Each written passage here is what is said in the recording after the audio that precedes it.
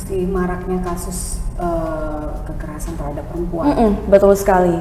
Sebetulnya kalau berdasarkan pengamatan saya, kita masih khususnya untuk kaum perempuan, Baik. untuk tingkat pendidikannya mungkin masih kurang. Masih kurang. Dan hal lainnya itu, faktor lain yang menjadi pemicu dari hal tersebut terjadi itu masalah ekonomi biasanya. Halo Tribuners, jumpa lagi bersama dengan saya Mutiara dalam tayangan podcast Tribun Lampung TV Mata Lokal Memilih. Seperti biasa di Tribuners, kalau berbicara tentang tayangan Mata Lokal Memilih, kita akan membahas seputar dunia perpolitikan. Dan Mutiara tidak sendiri di Tribuners, karena Mutiara sudah bersama dengan narasumber yang akan menemani kita selama 30 menit ke depan berbincang masalah politik nih ya, khususnya yang ada di Provinsi Lampung. Dan langsung aja nih Mutiara perkenalkan narasumber kita pada hari ini, yaitu Mbak Lenida Putri selaku anggota DPRD Pesawaran. Halo Mbak Leni. Halo. Bagaimana Mbak kabarnya hari ini Mbak? Alhamdulillah sehat walafiat. Walafiat, alhamdulillah. Ini warna bajunya ini menggambarkan apa ya? Kayaknya keceriaan ini ya, pink-pink gitu ya Mbak. Oke. Nah Mbak Leni bisa dijelaskan secara singkat nggak sih Mbak, sekarang ini Mbak Leni sibuk ngapain aja, terus apa aja sih aktivitasnya gitu? Kalau sekarang sibuknya banyak kegiatan di partai ya. Kebetulan kita memang lagi dalam proses pemberkasan caleg untuk pemilihan legislatif 2024. Jadi kebetulan saya juga memang sekretaris DPC Pesawaran kan, jadi terjun langsung mengawal pemberkasan dan lain-lain. Jadi selain itu juga kegiatan di DPRD kita tetap bisa jalan juga. Alhamdulillah semuanya bisa. Oke, jadi bisa dikatakan ini lagi fase sibuk-sibuknya Mbak Leni nih ya? Ya, bisa dibilang gitu. Jadi untuk kegiatan partai sendiri 24 jam harus siap. Karena kita memang loyalitas kita terhadap partai, karena momen ini adalah momen pembuktian bagaimana pengaruh dan keberhasilan sebuah partai. Jadi kita harus benar-benar harus benar-benar kerja keras, persiapan diri 100% ya Mbak. Mulai dari waktu, tenaga, dan pikiran tentunya. Semuanya, jadi persiapan itu harus kita persiapkan dari segala macam sisi. Jadi kita menghadapi itu tentunya berjalan sesuai dengan schedule, dengan jadwal yang kita susun dan target tercapai. Oke, luar biasa sekali nih Tribuners. Mbak Leni ini memainkan berbagai peran tentunya ya, ditambah menjadi sebagai seorang anggota DPRD Kabupaten Pesawaran. Dan memang di tahun ini, bahkan di bulan ini fase-fase tersibuk nih ya, karena memang kita di pemilu 2024 yang nggak sampai setahun lagi ini akan diadakan tentunya. Nah Mbak Leni, berbicara tentang dunia perpolitikan dan juga aktivitas politik yang tadi sudah dijelaskan sama Mbak Leni, sejauh ini apa saja yang sudah dipersiapkan baik dari Mbak Leni dan juga dari partai Mbak Leni nih.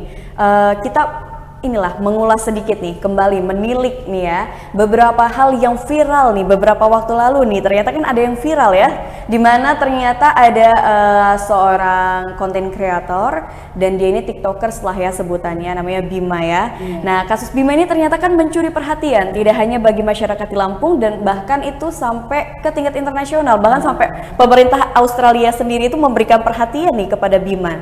Nah Bima ini kan menanggapi beberapa permasalahan ternyata yang ada di Provinsi Lampung terkhususnya. Menurut Mbak Leni sendiri, apa sih Mbak yang sebenarnya harus dibenahi khusus untuk Provinsi Lampung melihat dari kritik atau saran yang disampaikan oleh tiktokers Bima ini? Kalau menanggapi itu pada dasarnya sama ya, kritik, saran itu kan semuanya baik. Jadi sebenarnya konsepnya sama, bahwa kita dikritik artinya itu adalah bisa kita jadikan sebagai pemicu kita untuk berbuat lebih baik lagi. Tentunya kita sebagai pihak yang dikritik dalam hal ini mungkin kita sebut Provinsi Lampung, bisa menyikapinya dengan bijaksana.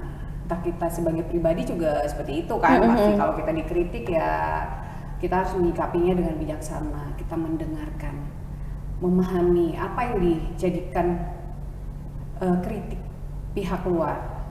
Jadi tentunya sebagai pengkritik pun kita harus punya cara-cara kritik, penyampaian kritik penyampaian dengan baik, ya betul sekali. Penerimaan juga bisa diterima di masyarakat, pihak yang dikritik juga menerimanya dengan baik. Kalau sejauh ini sih saya lihat bahwa pemerintah Provinsi Lampung sebagai pihak yang dikritik oleh Bima menyikapinya dengan cukup bijaksana, dengan segala macam upaya yang pemerintah lakukan untuk menanggapi secara positif kritik yang disampaikan Bima. Kita bisa lihat kan pemerintah berupaya melakukan perbaikan jalan, hal-hal yang yang disampaikan oleh Bima, dan mungkin sebenarnya masyarakat banyak pun sudah menyuarakannya. Kebetulan Bima menyuarakannya dengan lantang dan tiba-tiba jadi viral kan. Betul sekali. Jadi artinya ini bukan hanya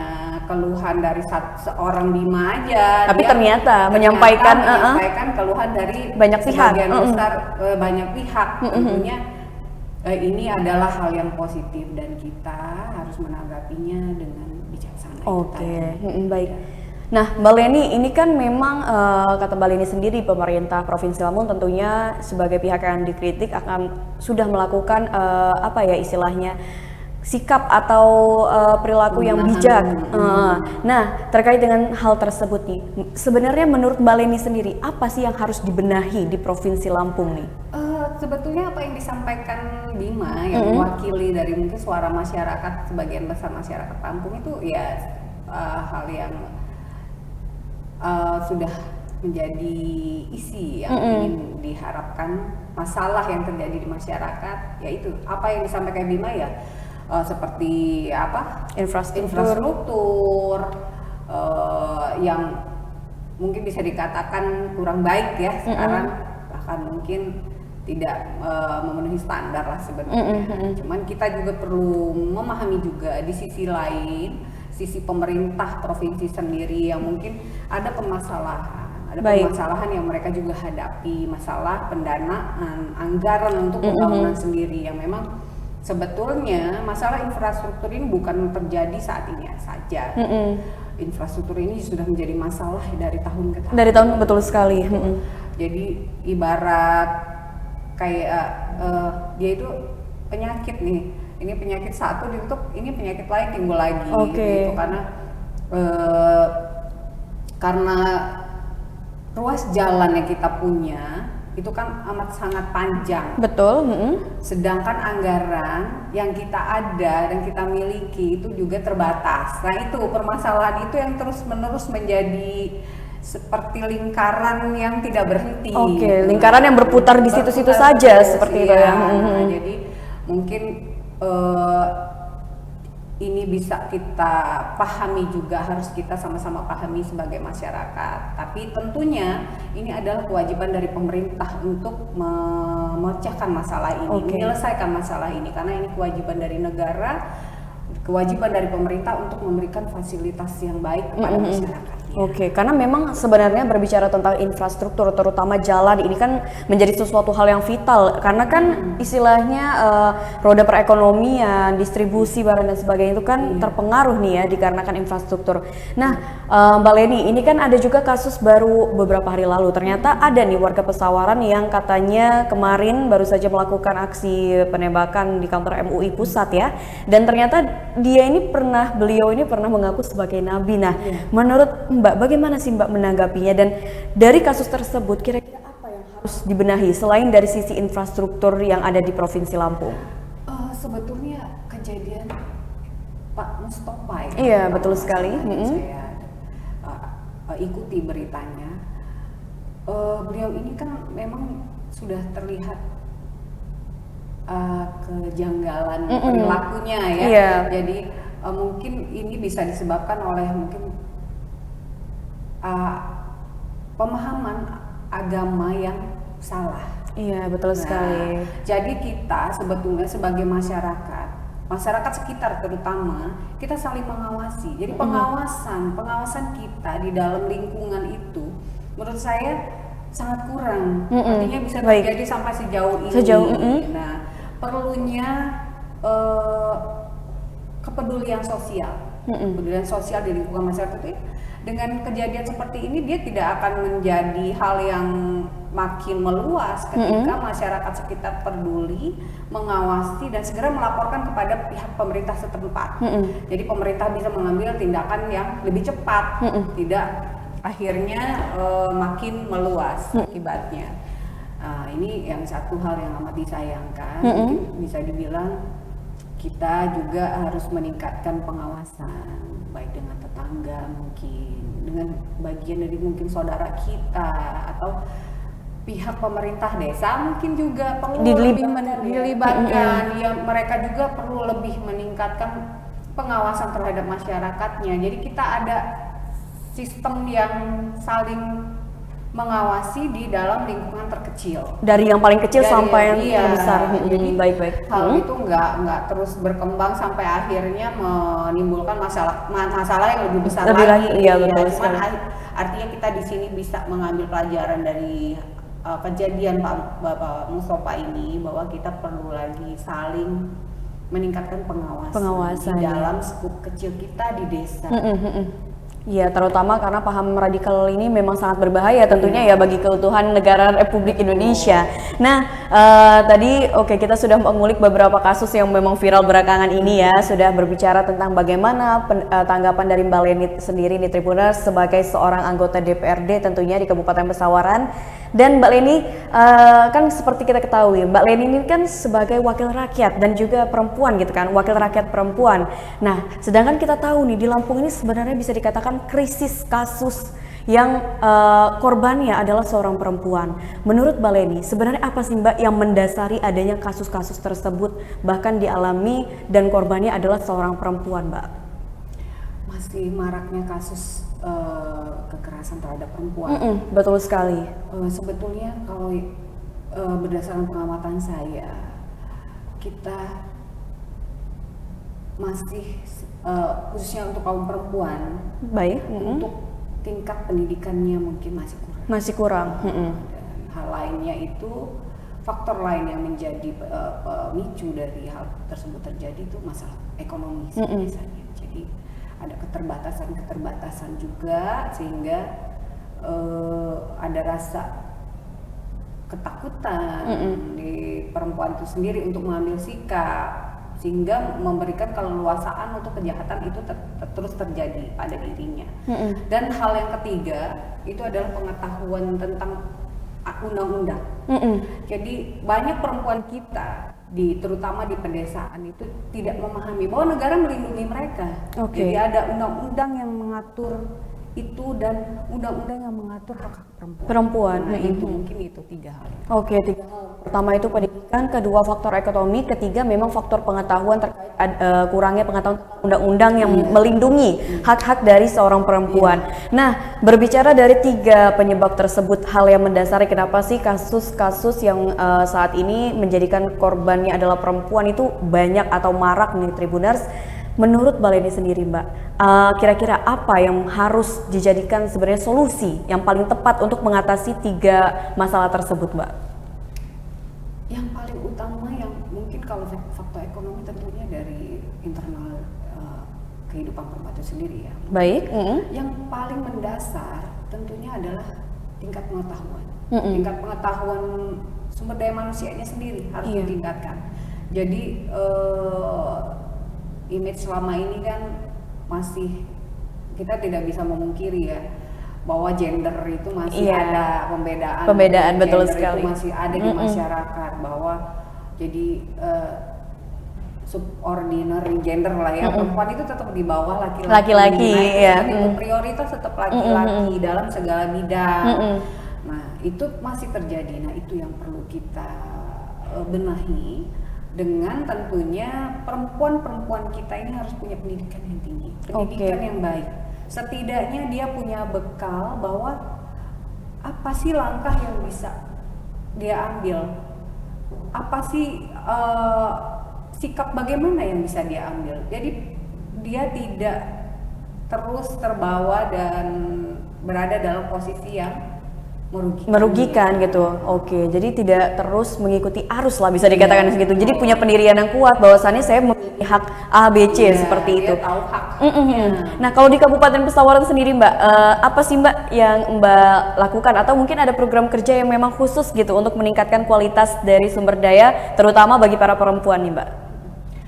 Jadi kita di DPRD Pesawaran sendiri, kita di wakil-wakil rakyat ini punya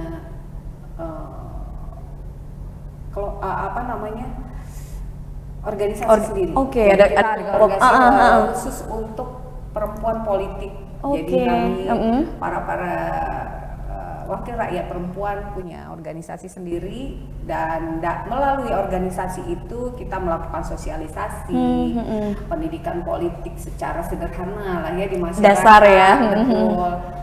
Dan kita terus melakukan pemahaman-pemahaman itu. Seperti misalnya kita memanfaatkan momen saat reses itu kita turun ke lapangan. Saat kita turun ke masyarakat itu kita banyak bertemu dengan, kalau saya karena saya anggota Dewan Perempuan, karena saya lebih fokus mengumpulkan khusus ibu-ibu. Oke. Saya mulai kasih pemahaman bahwa ini hak kita sebagai perempuan, ini potensi kita sebagai perempuan, ini yang bisa digali dari. Nah, pendidikan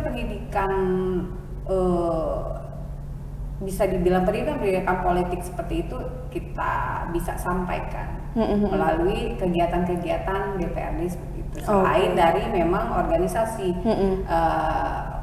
perempuan politik itu punya kegiatan yang memang sudah kita susun. Oke, luar biasa sekali. Jadi memang programnya khusus untuk para perempuan dan untuk meningkatkan pengetahuan ya. Walau tidak melalui istilahnya lembaga resmi seperti sekolah, tapi melalui sosialisasi ini memang tentunya mungkin memiliki dampak yang lumayan besar untuk menambah pengetahuan bagi para perempuan. Nah, berbicara tentang perempuan nih, Mbak Leni ini juga kan memang tadi sudah Mutiara katakan sebagai wakil rakyat perempuan. Nah, sebenarnya pendapat Mbak Leni mengenai peran perempuan di dalam perpolitikan khususnya di Indonesia itu seberapa penting sih Mbak perannya? Peran perempuan dalam perpolitikan itu sangat penting. Jadi kalau sejauh ini peran perempuan dalam politik itu masih kurang ya. Bisa dibilang sampai dengan saat ini pun masih di bawah 30%. Jadi amat sangat disayangkan ketika kita yang sebagian besar penduduk kita adalah perempuan, ketika di dalam keterwakilan politiknya sendiri tidak mencapai 30%. Baik. Peran politik perempuan itu sangat penting karena ketika kalau perempuan bisa dia bisa berperan dalam politik, pasti akhirnya dia akan bisa mempengaruhi kebijakan-kebijakan politik. Oke. Nah, jadi apa yang menjadi permasalahan di kalangan perempuan, salah satunya kekerasan terhadap perempuan itu tadi bisa terakomodir ketika kita ada di dalam forum politik. Iya, betul sekali. Segala sesuatu kebijakan pemerintah itu kan dilahirkan dari proses politik. Nah, disitulah harapannya perempuan bisa makin meningkatkan peran, meningkatkan kemampuannya supaya bisa masuk ke dalam pembuat kebijakan tersebut melalui kegiatan politik. Oke.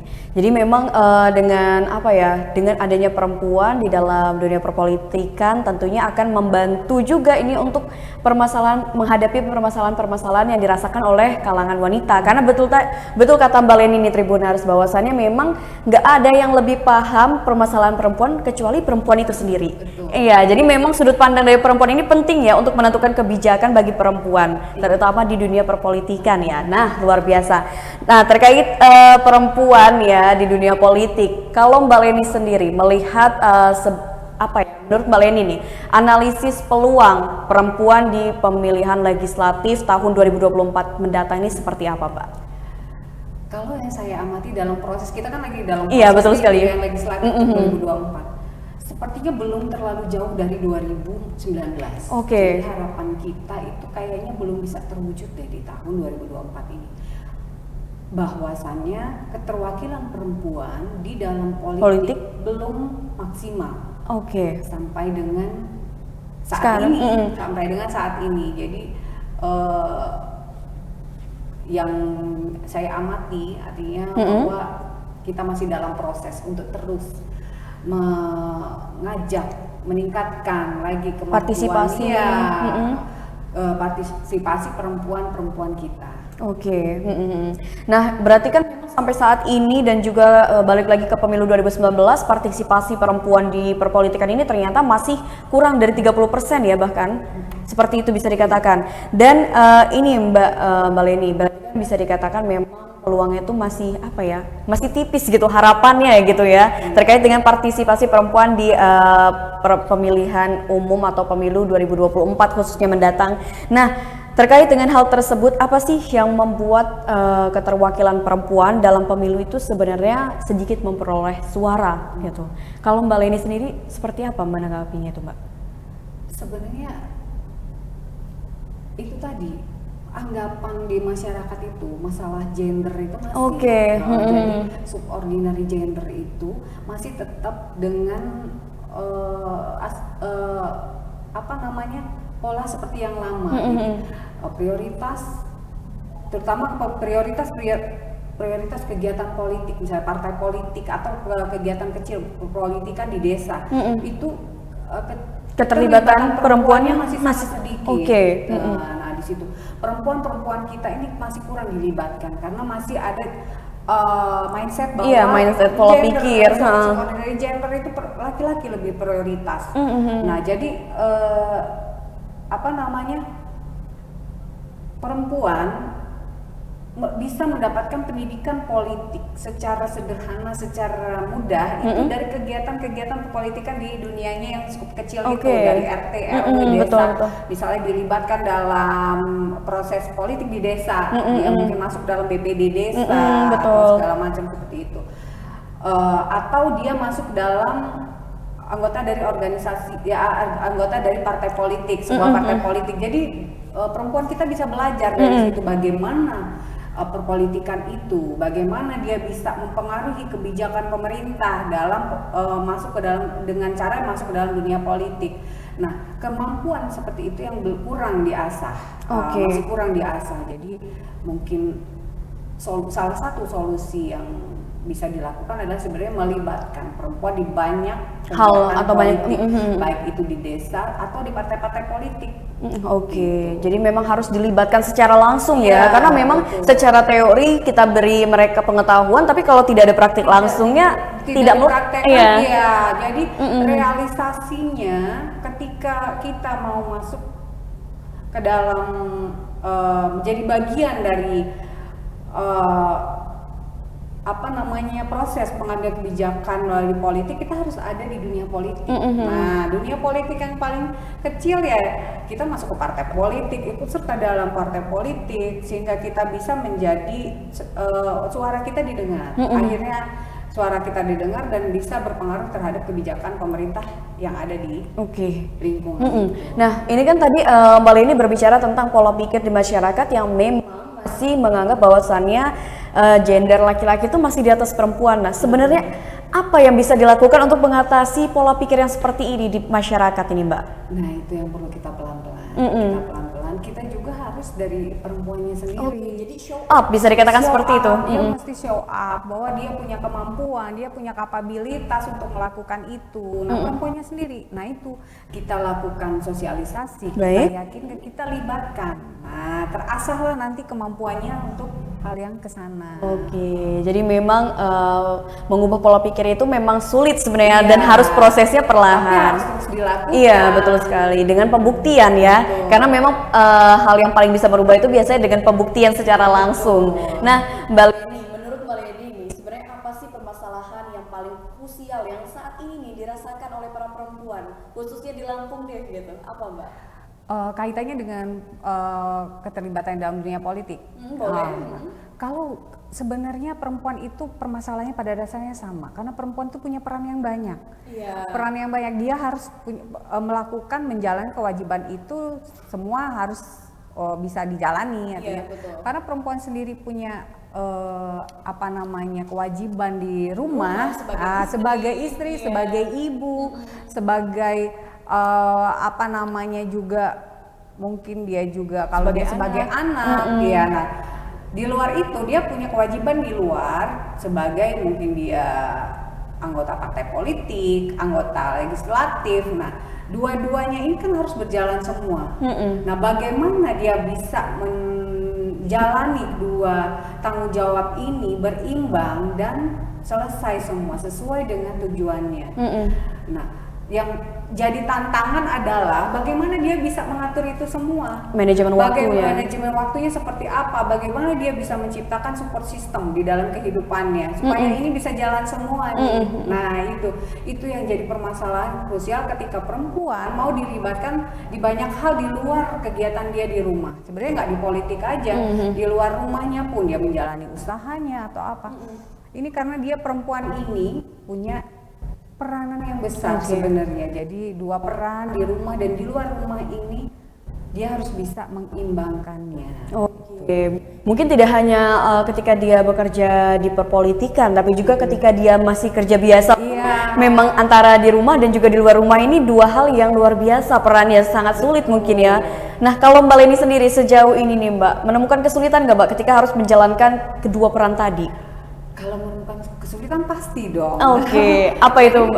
Kesulitannya sama, yaitu membagi waktu. Membagi waktu, memanage itu bagaimana supaya peran saya sebagai ibu itu bisa berjalan sesuai kodratnya, sebagai istri bisa berjalan sesuai kodratnya, dan peran saya di dunia politik, harapan masyarakat terhadap saya sebagai wakilnya bisa tercapai, harapan partai politik saya sebagai petugasnya juga itu tercapai. Nah, ini peran ini saya coba jalankan semua, harus bisa memanage itu yang jadi tantangan ya, bisa dikatakan sebagai permasalahan dan juga tantangan. Dan sejauh ini alhamdulillah udah bisa mengatasinya ya seiring waktu ya tentunya Mbak Leni. Nah, Mbak Leni kan sudah menjadi anggota DPRD Kabupaten Pesawaran ini bisa dikatakan sudah hampir 5 tahun nih ya. Dan ini bisa dikatakan tahun terakhir ya, karena tahun depan udah pemilu lagi nih kita ya. Nah, hal apa sih Mbak yang paling berkesan selama Mbak ini menjabat sebagai anggota DPRD, atau hal apa yang paling berkesan dilakukan oleh Mbak yang paling dirasakan sampai pokoknya teringat banget deh gitu? Sebenarnya banyak banget ya. Kita kan anggota DPRD itu adalah wakil rakyat. Jadi harapan masyarakat itu dengan kita itu sangat amat besar. Saya sangat terharu kalau ketika ada di masyarakat, dan kita begitu ada di masyarakat kita merasakan hal itu. Bahwa masyarakat itu tentunya kalau dia sudah bertemu dengan wakil rakyatnya itu dia pasti menyampaikan berbagai macam kesahnya, kesalahan mereka sampaikan. Semua punya kesan sendiri-sendiri. Tapi yang paling berkesan itu adalah ketika kita bisa mewujudkan apa yang dia jadi harapan dari masyarakat, bisa memberikan solusi apa yang jadi masalah di masyarakat. Itu yang paling berkesan buat saya. Jadi disitulah fungsi kita sebagai wakil rakyat kita bisa jalani, dan harapan masyarakat terhadap kita sebagai wakil yang sudah mereka pilih bisa kita penuhi. Nah, bisa jelaskan dari Mbak ya, Mbak Leni. Tadi kan Mbak Leni bilang hal yang paling berkesan ini adalah ketika harapan dari masyarakat ini bisa terpenuhi oleh Mbak Leni selaku anggota DPRD. Nah, boleh dijelasin nggak satu aja kasus yang memang itu menjadi harapan masyarakat dan terpenuhi dan membuat masyarakat itu akhirnya berterima kasih secara langsung sama Mbak Leni gitu? Sebenarnya permasalahan masyarakat yang paling umum dan paling banyak itu adalah bantuan sosial. Bantuan sosial itu ya bantuan secara kesehatan, bantuan pendidikan, bantuan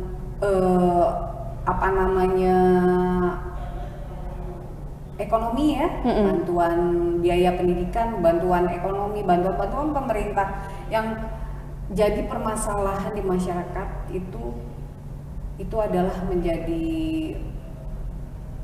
banyak aduan dari masyarakat. Dan itu yang jadi banyak keluhan dari masyarakat. Tidak tepat sasaran bisa dikatakan seperti itu ya. Ada beberapa tidak tepat sasaran. Salah satunya tidak tepat sasaran, dan ada banyak juga bantuan-bantuan yang ternyata pada akhirnya pemerintah harus hapus. Penerima yang menjadi penerima ketika mereka masih terus pantas menjadi penerima tiba-tiba dihilangkan. Nah itu jadi ketika kita menghadapi itu contoh-contoh kasusnya ya, jadi itulah yang memang tidak bisa kita semua 100% kita bisa selesaikan, beberapa kita selesaikan. Ketika kita bisa membantu mereka, misalnya biasa mereka dapat bantuan biaya sekolah tiba-tiba hilang, nah, ini kan jadi masalah berat untuk masyarakat dengan ekonomi yang di bawah kan. Nah momen itu ketika kita bisa membantu itu, merealisasikan mereka itu, nah itulah terharunya masyarakat itu ke kita itu yang luar biasa. Iya, betul. Iya, jadi kita merasa kayak kita ini sudah berhasil bisa membahagiakan ini ya rakyat tentunya. Jadi membantu mereka tentu karena memang pendidikan kan memang perlu dan mereka juga memang membutuhkan itu. Nah di situ itu yang kita ikut haru di dalamnya sekali. Nah Mbak Leni, ini kan kita bentar lagi di pemilu 2024 nih Mbak Leni. Terus kan kalau misalkan di pemilu biasanya setiap partai punya nomor urut, setiap calon punya nomor urut. Nah, menurut dari perspektif Mbak Leni sendiri atau tanggapan Mbak Leni sendiri, sebenarnya seberapa penting sih Mbak nomor urut ini untuk menentukan keberhasilan atau perolehan suara? Urut ya. Jadi kalau menurut saya nomor urut itu hanya sebuah simbol. Sebuah simbol aja. Artinya bagaimana kita bersosialisasikan dengan masyarakat, dengan pemilih, dengan konstituen, itu adalah hal yang penting. Bagaimana kita mengenalkan partai kita, bagaimana kita mengenalkan diri kita, bagaimana masyarakat bisa yakin dengan kita, itu yang amat penting. Jadi ketika kita ada di nomor urut berapapun itu tidak akan jadi masalah yang utama, tidak akan menjadi masalah yang besar, karena masyarakat sudah tahu gitu ya kapabilitas kita, baik udah mengenal kita, bagaimana kinerja kita, jadi kita tidak perlu khawatir dengan nomor urut itu tadi sebetulnya. Kalau dari 100% seberapa penting nomor urut ini, berapa persen sebenarnya? Iya, masih 70%. Jadi 70% ini memang sebenarnya cukup berpengaruh juga ternyata. Cuman tidak jadi masalah utama. Tidak jadi masalah utama karena kalau kita mau hitung-hitung memang sulit ya. Penting nggak penting sih. Tapi sebenarnya ketika kita dihadapkan dengan konstituen dan mereka sudah yakin dengan kita mau dimanapun ditaruh di nomor berapapun itu tidak jadi masalah sebenarnya. Yang penting sih hanya memudahkan saja sih. Jadi kalau mudah karena kita diurut betul. Dari atas ke bawah, memudahkan mereka nggak sampai bawah nyari hanya itu. Tapi kalau masalah keyakinan masyarakat terhadap kinerja dan kapabilitas kita itu tidak berdasarkan nomor urut. Seperti itu nih Tribuners, tanggapan dari Mbak Leni perihal nomor urut ya di pemilu 2024. Nah kalau misalkan Mbak Leni ini kan berbicara tentang sedikit menyinggung lah ya partai ini kan, Mbak Leni sendiri dari Partai Gerindra ya Mbak ya. Nah ini juga kan motivasi sudah melakukan beberapa bisa dikatakan pencarian terkait dengan Partai Gerindra ini, ternyata elektabilitasnya lumayan baik Mbak. Dan secara nasional memang dilihat beberapa survei yang dilakukan, ternyata elektabilitas dari Partai Gerindra ini bisa dikatakan masuk ke dalam 5 besar pada tahun ini nih. Lalu melihat hal tersebut nih Mbak, seberapa yakin Mbak untuk kemenangan dari partai dan juga mungkin kemenangan untuk tahun ini Mbak daftar lagi? Iya. Tahun ini daftar lagi masih DPRD nih Mbak? Masih DPRD. Melihat berbagai survei yang dilakukan dan juga sudah disebarluaskan ya hasilnya, seperti apa tingkat optimisme dari Partai Gerindra sendiri dan juga dari Mbak Leni sendiri nih, seperti apa Mbak? Kalau tingkat optimisme saya 100% optimis. Optimis bahwa Partai Gerindra dikenal masyarakat menyukai Partai Gerindra, yakin dengan kinerja Partai Gerindra, apa yang sudah Partai Gerindra kerjakan, sudah sajikan sampai dengan saat ini, keberpihakan partai terhadap masyarakat, bangsa dan negara. Saya rasa itu masyarakat sudah bisa tahu semua. Nah, dan berdasarkan dari hal tersebut, makin meyakinkan saya sebagai kader Partai Gerindra, saya yakin nih. Ketika saya juga berjuang di bawah di kabupaten, saya bawa Partai Gerindra, masyarakat juga tidak meragukan itu lagi. Ibu dari mana Partai Gerindra? Oh ya siap. Mereka juga tentunya sudah memperoleh berbagai informasi partai Gerindra seperti apa, dan tentunya saya mesti tambah lagi, ini loh saya, kinerja saya seperti ini. Nah dari situ dasar saya yakin kedepannya partai Gerindra terutama di Lampung, insya Allah di nasional juga kita bisa meningkat lagi prestasinya. Tadinya kita saat ini ada di ranking 2 ya. Harapan saya seolah bisa nomor ranking 1. 1. Pokoknya kita doakan saja yang terbaik nih Mbak Leni. Tadi kan kita sempat menyinggung terkait dengan permasalahan perempuan juga, di persentase perempuan keterwakilan adalah 30% di politik. Nah, kalau untuk di Partai Gerindra sendiri sejauh ini Mbak, bagaimana partisipasi perempuan dalam kegiatan partai politiknya? Partisipasi perempuan di kegiatan partai politik bagus banget. Di Gerindra kita punya IRA, di situ khusus perempuan, jadi perempuan Indonesia Raya yang kita banyak lakukan kegiatan sosial kemasyarakatan. Jadi karena peran perempuan ini kan dalam masyarakat itu sangat besar. Jadi partai sangat melihat itu dan menyadari pentingnya hal tersebut. Jadi kita punya IRA, barisan-barisan perempuan yang terjun langsung ketika dia ada bencana alam, permasalahan di masyarakat terjadi ya, juga kegiatan-kegiatan sosial, misalnya kita buat baksos untuk pengobatan gratis, sunat massal, dan macam-macam. Yang langsung bersentuhan dengan masyarakat. Yang langsung bersentuhan dengan masyarakat, karena bagaimanapun partai itu adalah mewakili masyarakat. Dia harus memberikan kesejahteraan pada masyarakat, dia harus memberikan mampu memperjuangkan kepentingan masyarakat. Nah, makanya apapun kegiatan itu kita harus kembali ke masyarakat. Iya, benar-benar demokrasi ya Mbak ya.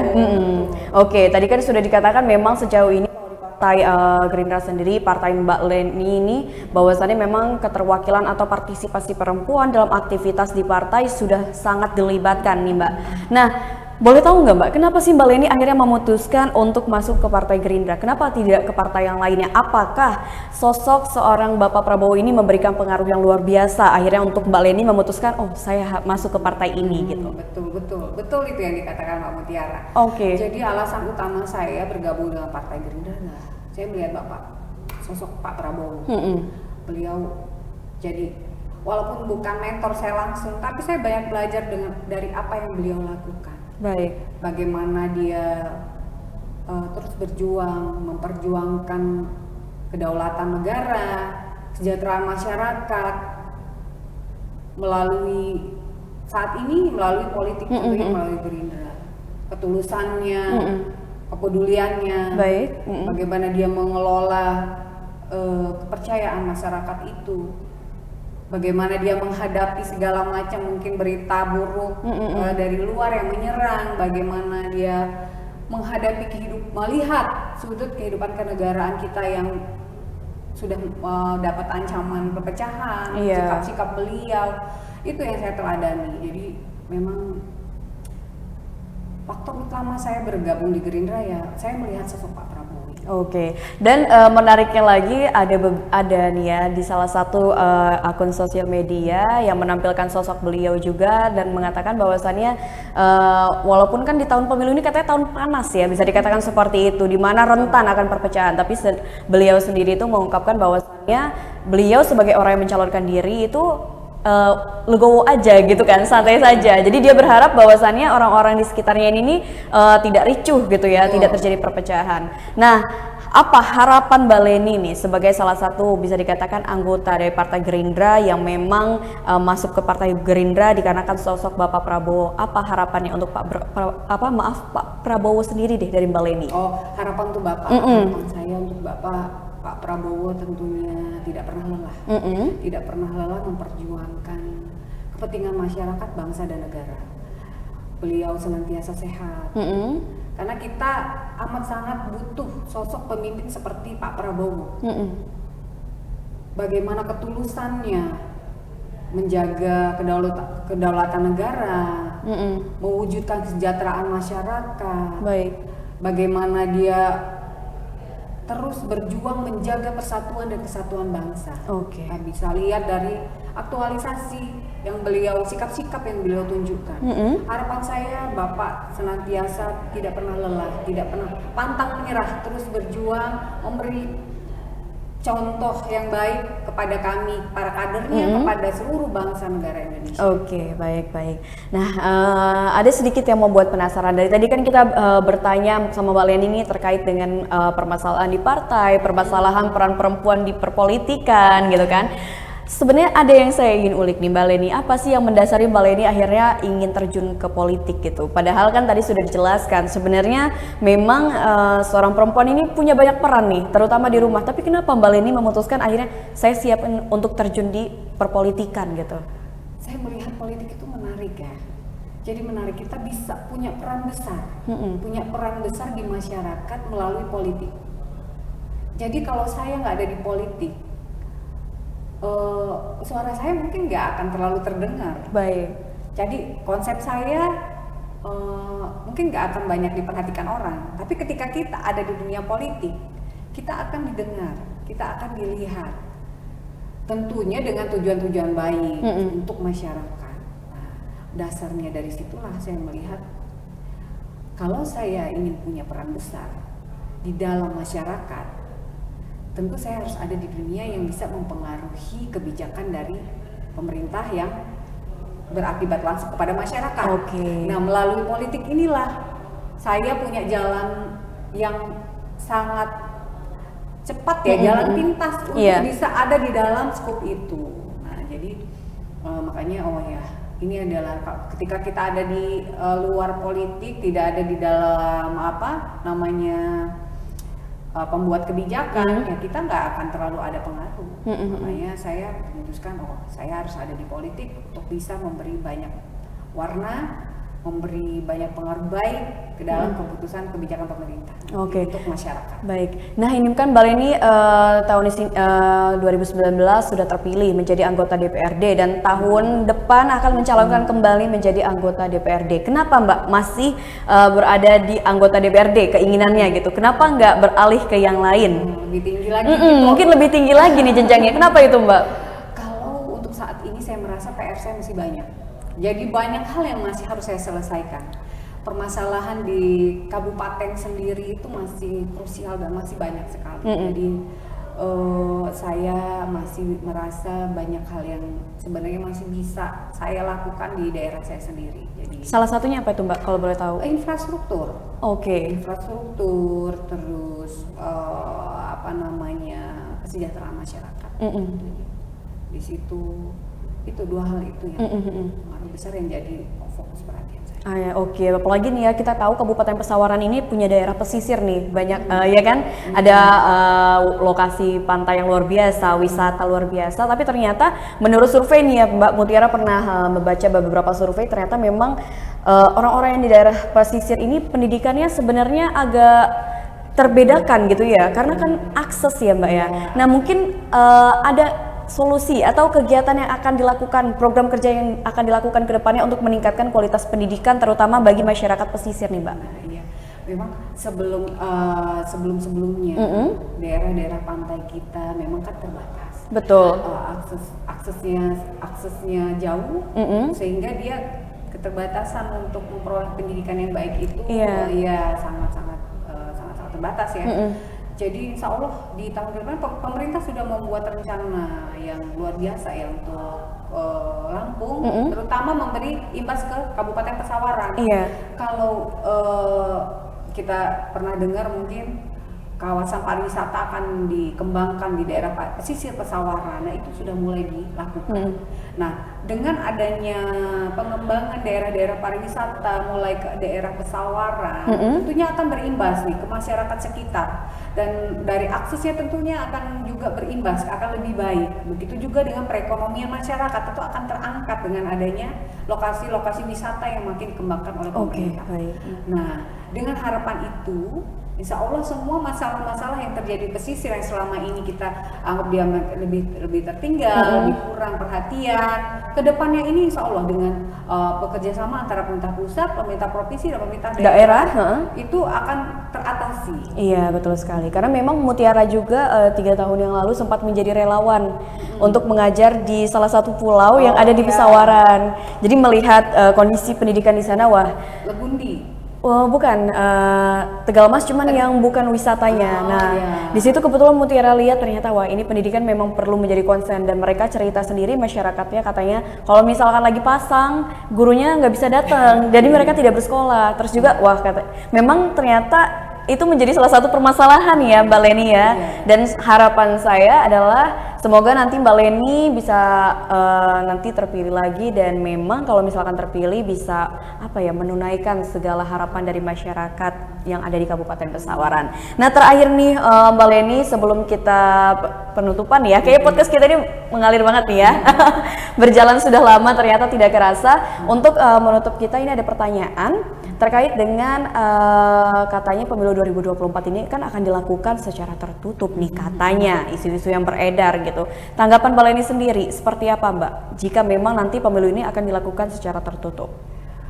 Tentunya saya sebagai kader Partai Gerindra dan juga memang sebagai pengurus Partai Gerindra yang aktif ya, saya siap dengan kondisi apapun, dan kita harus mempersiapkan diri untuk semakin bisa turun ke masyarakat, meyakinkan, mengenalkan kepada masyarakat bagaimana partai kita. Jadi kalau dia sistemnya tertutup, pastikan masyarakat memilih partai ini.